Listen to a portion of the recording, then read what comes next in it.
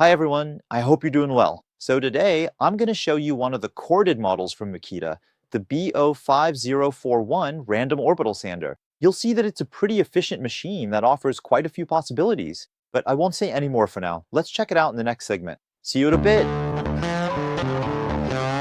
So here is the random orbital sander we're talking about, the Makita BO5041. As you can see, it's a well-equipped machine with plenty of handles and lots of places to grip it for better control. We'll take a closer look at that in a moment. And above all, it's a machine equipped with a 300-watt motor, which already allows for pretty efficient sanding. As for the power cord, it's a 2-meter long cable, so it's true that it's not very long.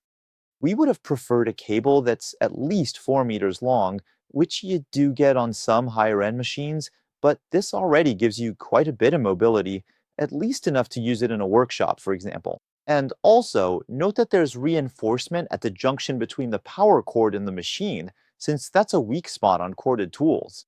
So here on this machine, there's no risk because the reinforcement is actually pretty long, so there's no chance of the cable breaking at that point. As for the grip, it's pretty good. Even though this machine is a bit heavy, it weighs 1.7 kilos, it's not a big deal since the stand will support most of the weight. You'll just be guiding it. What I really like about this machine is that there are plenty of places to put your hand, so you can really control the sanding. First off, there's a handle with a pretty comfortable grip. There's a trigger that's pretty wide enough for 2 fingers at least. There's even a lock button that lets you keep the machine running, so you don't have to keep holding down the trigger, especially if you're sanding for a long time. And to unlock it, you just press the trigger again. Next, there's also the pommel position, which is pretty straightforward. You just put your hand here, and there's a grip here too. And here, there's even a handle you can control. Or actually, you can just remove it if you want, of course. You can also adjust its orientation depending on your needs. This also gives you even better control over the machine. As for the settings, on this model, we have a speed control dial that lets you adjust the rotation speed of the pad. So you can go from 4,000 revolutions per minute at setting 1 up to 12,000 revolutions per minute at setting 5, which allows you to adjust the pad's rotation speed according to your needs and the type of finish you want to achieve. As for the sanding pad, it's a fairly standard pad, so a 125mm pad with a Velcro surface, so you can use abrasive discs that are easy to find in stores. And there are also 8 perforated holes that allow for dust collection during sanding. It's a very standard format, as I mentioned, which means you'll be able to easily find abrasive discs on the market and in all price ranges. For dust collection, we have a dust collector here that's actually quite wide and large. There's even a filter here that allows you to catch fairly fine particles. However, it's a consumable part, so you'll need to buy others to replace it if it gets too clogged. And here you can connect a vacuum cleaner, although you'll need an adapter to directly hook up your shop vac for even more effective sanding and especially dust collection. And just before we see a demonstration of this random orbital sander in action, let's talk a bit about its technical specifications. Earlier, I mentioned the motor, which is a 300-watt motor. It's not the most powerful on the market, especially compared to Makita, but it still allows me to have a constant speed and enough power to do sanding, especially on hard materials. As for the rotation speed, I also mentioned the speed control with 5 settings, which allows you to reach 12,000 revolutions per minute. Again, this isn't the highest value on the market. You can actually find machines on the market that can reach up to 20,000 revolutions per minute. That means with this random orbital sander, sanding will take a bit longer and be a little less efficient compared to that type of machine. And as for the amplitude, in this case, we find values that are a bit more suitable, more in line with other machines on the market, since we're looking at an amplitude of 2.8 millimeters, which still allows you to do sanding without too much difficulty.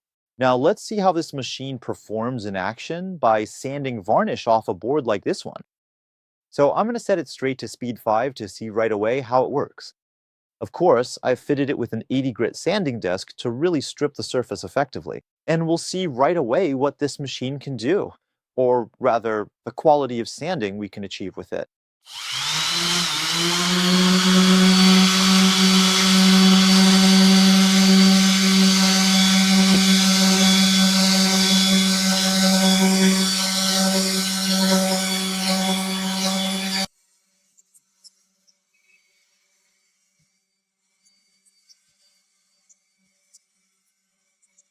So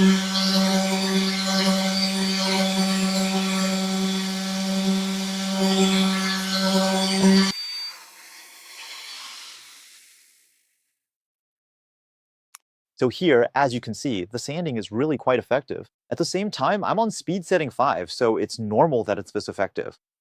Of course, I also used a brand new disc, which makes it even more effective and really lets you sand down to the bare wood. As for handling, as you saw, I changed the position of my hand depending on what I needed. That's something I really like about this machine. So honestly, I have nothing to complain about here. And as for the sanding residue, even if there's still a bit left on the surface, we didn't get that cloud effect because there wasn't any dust released around the sanding area. And that's really nice. So really, the filter, or rather the dust collector with the built-in filter, was quite effective, which also lets you keep things under control. Let's do it right now. Let's see what it has collected.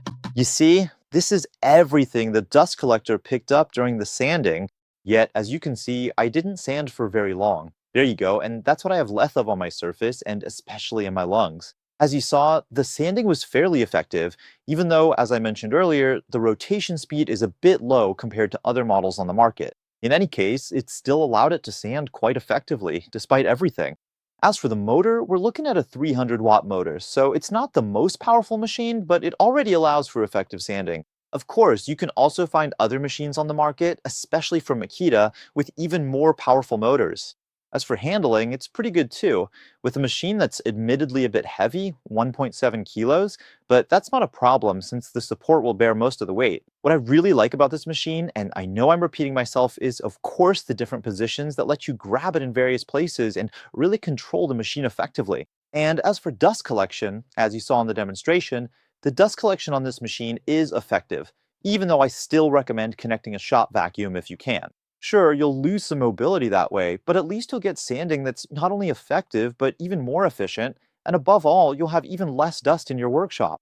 And finally, regarding the price, you should know that this random orbital sander is generally sold for around 115 euros. So I think that's a very attractive price considering its performance and the different ways you can handle this machine. The only thing I would criticize is the 2-meter cable, which is a bit short, but honestly, with an extension cord, it does the job just fine. That way, you can use it whether you're on a job site or right in your workshop. So, as always, if you're interested in this machine, feel free to check the description. I'll include the references for the best sellers, specifically those offering this random orbital sander at the best price.